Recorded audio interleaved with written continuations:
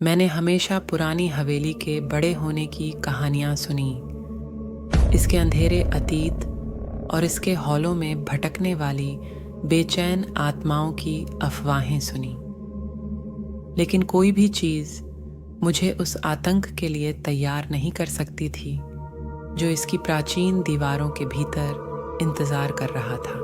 जैसे ही मैं ऊंचे दरवाज़ों से गुजरा, हवा बेचैनी की भावना से घनी हो गई।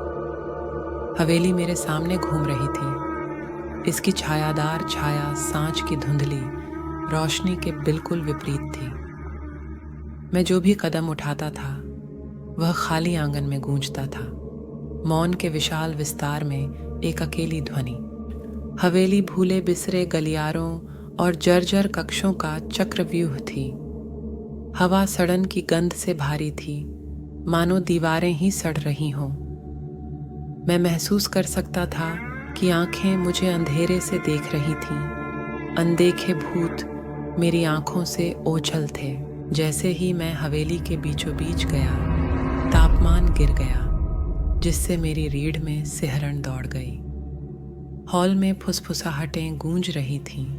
उनके शब्द टेढ़े मेढ़े और समझ से बाहर थे, जो उनके भीतर बसी द्वेषपूर्ण शक्तियों की याद दिलाती थी। और फिर मैंने उसे देखा, फटे हुए कपड़ों में लिपटी एक आकृति। उसका चेहरा पीड़ा के विचित्र मुखौटे में बदल गया था। वह कमजोर हाथों से मेरी ओर बढ़ी।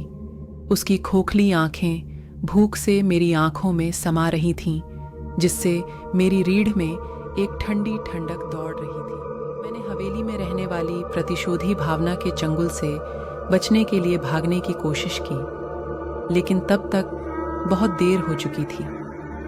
वह मेरे ऊपर थी। उसका बर्फीला स्पर्श मेरे शरीर को चीर रहा था और उसने मुझे अंधेरे में खींच लिया और मुझे पुरानी हवेली की शापित दीवारों के भीतर अनंत काल तक पीड़ा में डाल दिया।